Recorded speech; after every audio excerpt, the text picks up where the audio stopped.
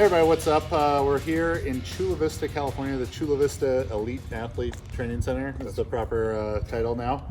Yep. With 2016 Olympian in the Shotput for Greece, Yes. Nicholas Scarvelis. Yes. And the 2019 number one U.S. hammer thrower, Sean Donnelly. I've had the pleasure for the last year and a half for Nick and the last 5 or so months for Sean to help them with their strength and conditioning as they prepare to take a shot at the 2020 Olympics. And just kind of wanted to give the viewers at home a bit more insight to the life of the glamorous life of a Olympic thrower. Yeah. So how many rubies do you receive each day? I think we get 3. 3 rubies per day. That's not terrible. No. I mean, when you save it up, you get you make it work. So you're a resident here in Chula Vista. What's a typical day in the life? So I mean, being here at the training center is kind of living the dream, at least for us professional throwers. This is probably the most support you can get as a professional thrower. So I'll wake up each morning, and literally my entire day is focused around training and trying to make training as best as I can. So I wake up and have my morning routine, meditation, stuff like that. Eat breakfast at the dining hall. I don't have to cook, do dishes or anything like that, so I'm saving energy there. Go out and throw from about 9 to 12, and then lunch, nap, play little video games to decompress a bit, and then get ready for lifting, and then lift from like about 3 to 5, and then dinner, and then hang out, and then go to bed, and then repeat day after day. It's very monotonous, but it's kind of it's the glamorous lifestyle. So when you say professional throwing, Yeah. a professional thrower. So throwing a ball on a wire that pays your bills. I guess you don't have bills to pay. Yeah. But that's. It's a weird concept because I guess we are technically professional athletes, myself and Nick, but it's a very large discrepancy between what we do, at least in terms of finances, between what we do and like an NFL player or an MLB player or even like an MLS player or something like that. Not very much financial support. Like I said, I'm fortunate to be here, so I have a lot of stuff covered. But Nick, for example, So competing for Greece, I don't have access to the Chula Vista Elite Athlete Training Center. Don't tell that he's here. Secret Greek spy, stealing the American training secrets. Yeah, exactly. So I train here in San Diego as well. I do get supported by the Greek Federation.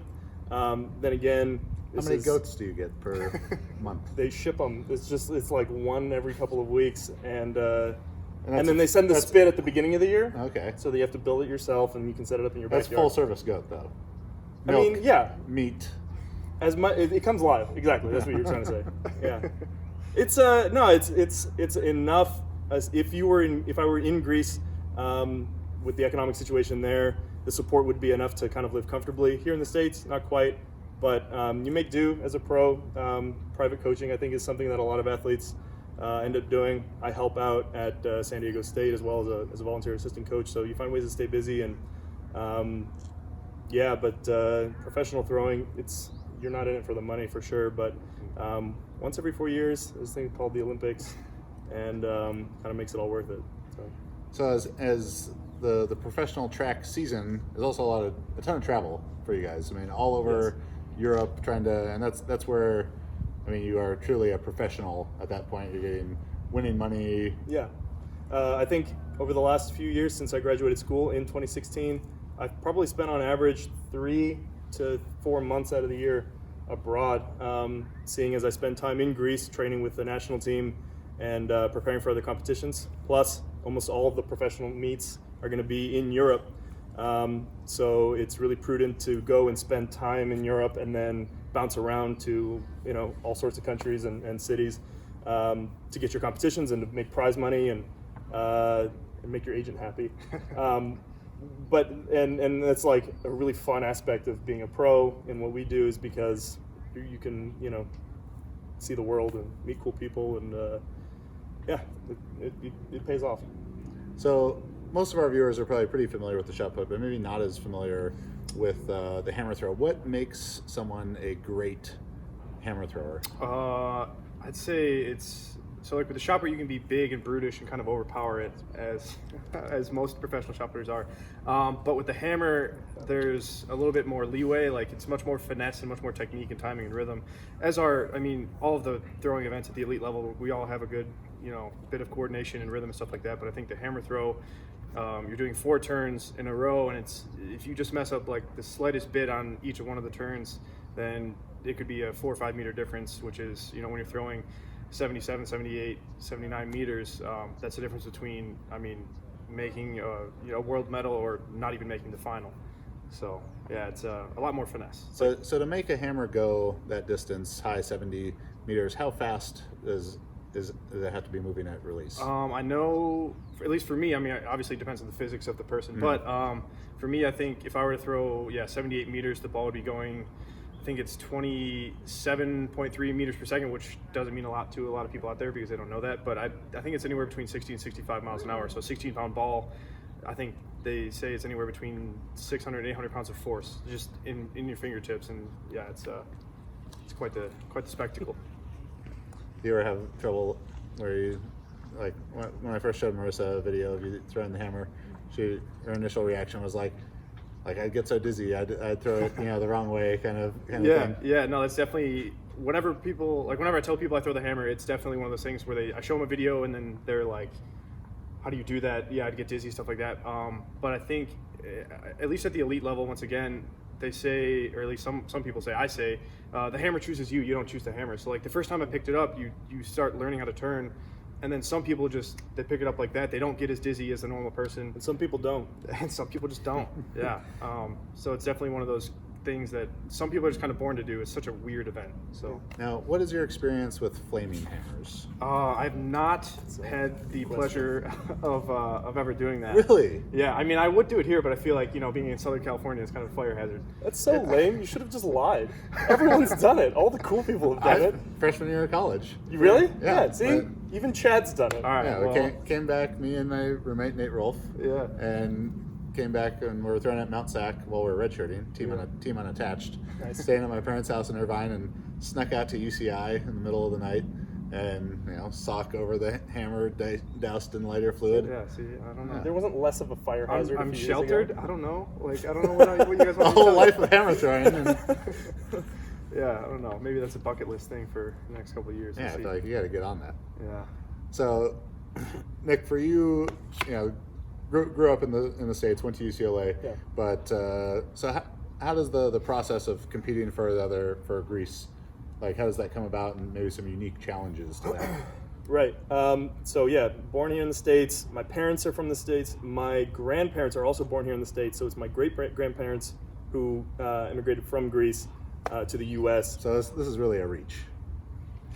Let's be sensitive here and understand that when I go over to Greece and the Greeks look at me, I look extremely Greek. Yeah. And they hear my last name, which is Greek, and then they're really into. They say like, you're Greek in the blood. And that's like all that matters to them, you know what I mean? So even though I grew up not speaking the language, wasn't as familiar with like pop culture, I still grew up in like a very Greek household. What is Greek pop culture like? Jesse Katsopoulos? Who is that? That's a Full House? Yeah. Oh, okay. Well, deep cut reference there. Jesse and the Rippers? Come on. Man, see, this is what I'm talking about. Learn about your culture, Nick. This is exactly what I mean. But anyway, I grew up here in the States, but the best Greek shot putter a few years back, when I was still in college, actually tested positive for drugs, and they needed an athlete to come in and help them for a team competition. They keep tabs on Greek American athletes. They saw that I was had a Greek last name, reached out and see if I wanted to compete for the national team. Me and my younger sister actually, who competes for the national team as well in the hammer throw. And it was a pretty long process of paperwork and sending things back and forth between consulates and embassies and all that kind of thing. And eventually it worked out to where I started competing for them in 2015 was my first competition. So someone that our viewers almost certainly are very familiar with is Mr. Piros Dimas. Yeah. Who I have not had the pleasure of meeting. Oh, Yeah. I could introduce you. I'd appreciate that. Yeah. Piros Dimas walks down the street in Athens Are just people mobbing him? He doesn't walk down the street. They carry him down the streets of Athens. Yeah. One of those thrones with the... Yeah, exactly. You're asking, does that happen to me? No, like how he's that big of a celebrity, like even now, almost 20 years after his competitive career is done.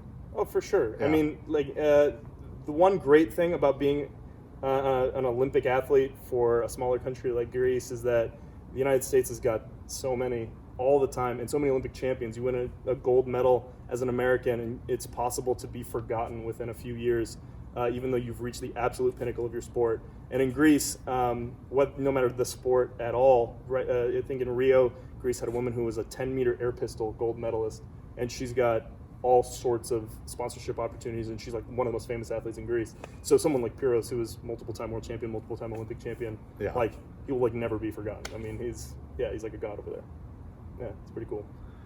All right. I guess before we lose the light here, the process of making these 2020 Tokyo games. What do you got to do the next couple months? What I got to do, I've got to one of two things. There's an Olympic standard, which is 21 meters 10 centimeters, which is a little over 69 feet. If I throw over that line in any competition from now until basically the beginning of July, I will qualify for the games, passing drug tests and basically have to go be officially selected for the team. But that's the easiest way to do it. The other way would be to, based on a points ranking system. Think Roby points for track and field. Yeah. Maybe even more confusing. No, just kidding. Nothing's more confusing than Roby points. They're trying though. They're like really attempting to make it pretty bad. But so either qualify outright with the standard or be in the top 32 in the world in your respective event. Yeah. So Nick laid it out pretty well. Fortunately for myself, I've hit that Olympic standard, so 77.50. I surpassed it by a mere 9 centimeters last year. So I have that qualifying standard, but unfortunately, in the U.S., we have a little bit of a deeper talent pool. And in the past, the hammer throw was more of a, if you hit the standard, you're going. Whereas now we have so many young guys coming up where it's going to have to be top 3 placing at our Olympic trials.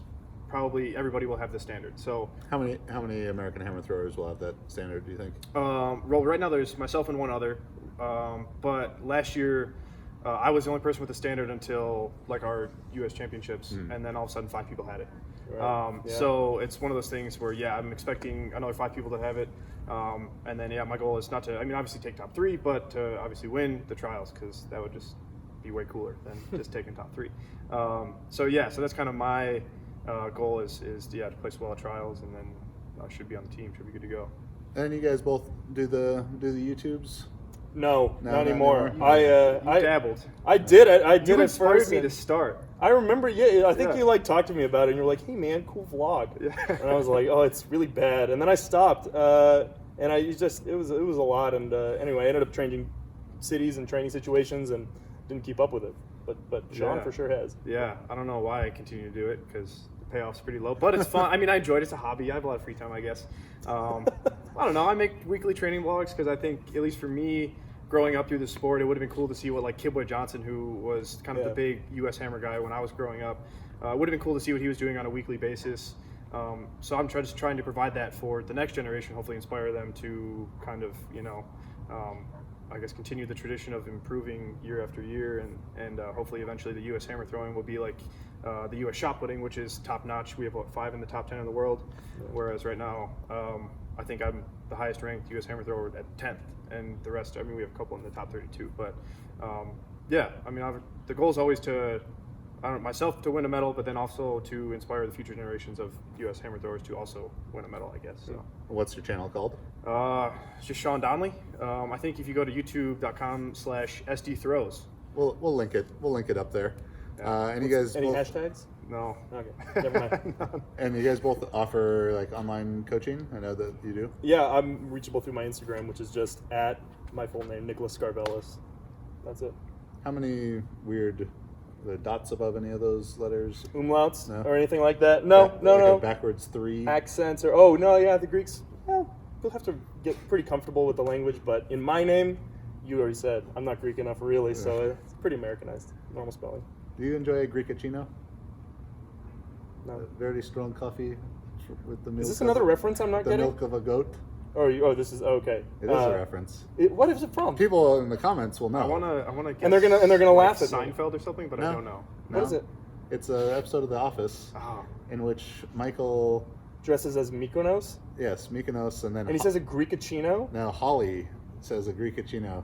He's a plant in a sales seminar that Andy's doing. Gosh, And he I plays haven't the watched the character. later seasons very much. Yeah. My sister's gonna be sad about Well, me it's not when Michael catching an Scott's Office reference. still in it. Yeah. Well, Oh. I mean, the entire internet will be disappointed. I don't know, man. Even though his lack of Office trivia is appalling, if you or a shot putter that you love is in need of some distance coaching, you can contact Nicholas. Yeah. Do you do any of that stuff? Yeah, no, that's also kind of how I support myself. Same thing, reach out to me on Instagram, SD Throws. I also have a website, SeanDonnelly.biz.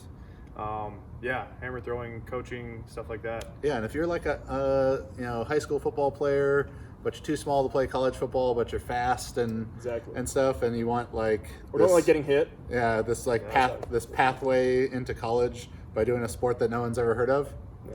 It's the Hammer way to, throw. That's the way to do it. Yeah. really is. Yeah. And even though I'm busting these guys' balls, obviously I was a shot putter, so that's the best event for the world's most powerful and explosive athletes. But hammer throw is also quite exceptional. Just coordination, speed, rhythm, some strength, I suppose. Some. We're working on that part. But thanks, guys. Thanks for watching. Go follow these guys on social media. Cheer them on for Tokyo 2020.